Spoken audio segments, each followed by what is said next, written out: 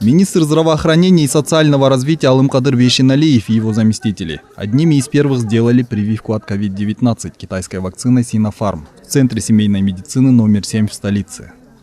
Если мы не будем первыми и не будем показывать пример, кто тогда?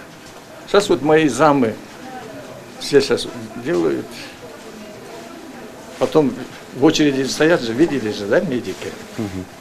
Они все будут делать. Вакцинация проводилась на добровольной основе. После министра вакцину получили медицинские работники. Тамара Баялиева, врач, которая вызвала сделать прививку от вируса, говорит, что вакцинация необходима для борьбы с болезнью. Однако есть медики, которые против вакцинации.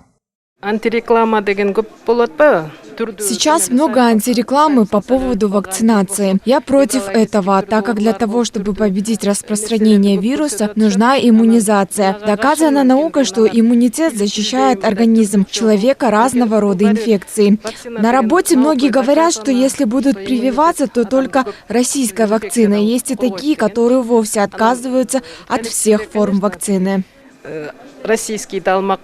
Результаты недавних исследований воздействия вакцин на здоровье человека отсутствуют. По словам специалистов, через несколько дней после вакцинации может ничего не произойти. Но что будет через год, пока неизвестно. Поэтому многие к вакцине китайской компании Sinopharm относятся с большим недоверием. Министр здравоохранения и социального развития Алымкадыр Бейшеналиев заявил, что он и правительство будут нести ответственность, если кому-либо будет причинен вред в рамках кампании по вакцинации.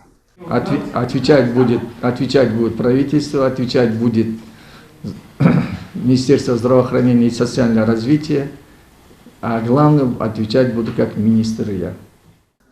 На первом этапе будут вакцинированы медицинские работники, учителя и сотрудники правоохранительных органов, работающие в красной зоне в Бишкеке, Ошской и Чуйской областях, в больнице, в скорой помощи. На втором этапе планируется вакцинировать людей с хроническими заболеваниями. В третьем этапе может быть вакцинирован любой желающий. Также отмечается, что граждане будут находиться под медицинским наблюдением в течение 3 суток после вакцинации. В течение 3 дней мы тоже будем поддерживать контакт вакцинируемым.